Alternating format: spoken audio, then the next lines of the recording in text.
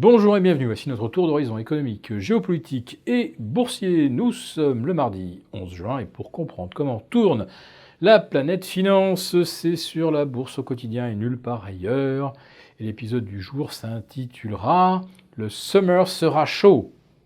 Non, je ne vous parle pas de l'été sera chaud, je vous parle de Summers, l'ex-secrétaire d'État américain au Trésor. Vous savez, le gars qui a conseillé Bill Clinton lors des années glorieuses 98-99 de la bulle des dot-com. Monsieur Summers qui était en faveur de tous les stimuli et notamment laisser les marchés se gaver, faire un petit peu tout et n'importe quoi. Monsieur Summers, c'est le libéralisme pur et dur. Et ben voilà que Monsieur Summers, d'un seul coup, trouve complètement insensé le gonflement des bulles boursières. Et il le dit très clairement, il l'a dit dans une interview hier soir, tout ça, c'est à cause des banques centrales qui injectent et qui font délibérément monter les actions en dépit du bon sens, en dépit des fondamentaux économiques.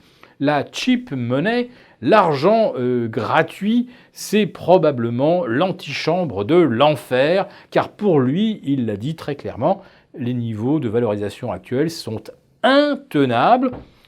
Il pourrait l'être éventuellement si jamais on avait une progression de 20% des bénéfices par an au cours des 5 prochaines années, mais comme on a complètement revu à la baisse, au contraire, les prévisions bénéficiaires, eh bien, à nouveau, on ne comprend plus le niveau des actions. Alors, la récente remontée des indices, 6 séances de hausse pour le Dow Jones, plus de 5% repris, 75 à 80% des pertes du mois de mai effacées en une semaine et un jour. Pourquoi ? Bien tout simplement parce que dans ce coup, les marchés price 75 points de moins sur le coût de l'argent à la fin de l'année. Autrement dit, on pourra prendre des leviers sur les actions et ça coûtera 75 points de base en moins. Chic, alors le portage des positions sera moins cher. Mais qu'est-ce qu'on va donc acheter ? Et est-ce qu'on va acheter des entreprises qui gagnent de l'argent ? Pour Laurence Summers, bien sûr que des taux plus bas, ça facilite un petit peu les choses. Mais au point où nous en sommes, c'est pas tellement de payer les taux pas chers qui importe. Ce qui importe, c'est d'être en capacité de rembourser le principal du prêt. Parce qu'en Europe, au Japon, les taux sont déjà à zéro. C'est pas ça qui empêche les gens d'emprunter. C'est pas le coût du crédit.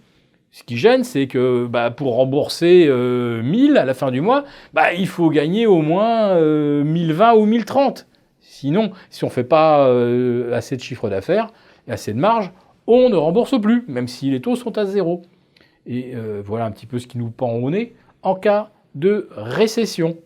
Mais M. Summers, il n'est pas naïf et il connaît la façon dont fonctionne le système. Il sait que les banques centrales se mettront en mode whatever it takes pour maintenir aussi longtemps que possible le château de cartes en forme.